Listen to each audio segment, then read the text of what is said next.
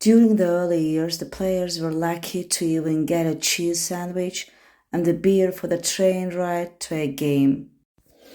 İlk illərdə oyunçular bir oyun üçün qatarda gediş zamanı pendirli sandviç və pivə ala bilsəydilər, özlərini şanslı hesab edirdilər. Yəni çox az şeyə qane olmalı olurdular.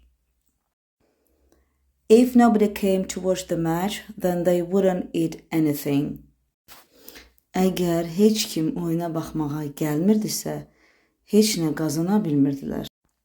Even though the club is worth millions of pounds today, the young club experienced many ups and downs and growing financial problems almost led to bankruptcy.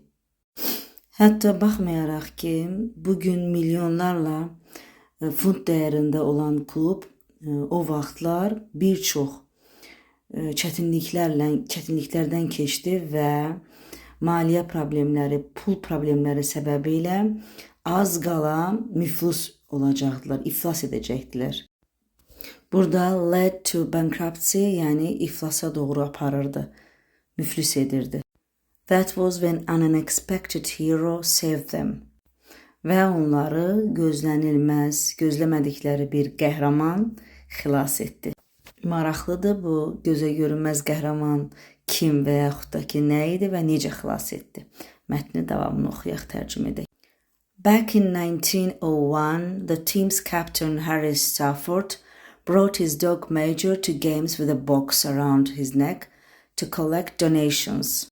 1901-ci illərdə komandanın kapitanı Harry Stafford öz iti Major'ı oyunlara gətirirdi və onun boynunun ətrafında pul yığmaq üçün, yardım pulu yığmaq üçün bir qutu olardı. Although there are many different versions of the story, most agree that Major ran away one day and a rich businessman called John Henry Davis found him near one of his pubs.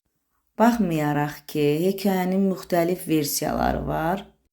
Əksəriyyət bununla razılaşır ki, Major, yəni it, bir gün qaçdı və John Henry Davis adlanan bir zəngin biznesmen onu öz publarının birinin yanında tapdı. Davis' 11-year-old daughter Elsie fell in love with Major, so he searched for the dog's owner and finally met Stafford to buy the dog. Deməli, Davis'in 11 yaşlı qızı Elsie Major'ı çox sevdi, çox bəyəndi. Ona görə də itin sahibini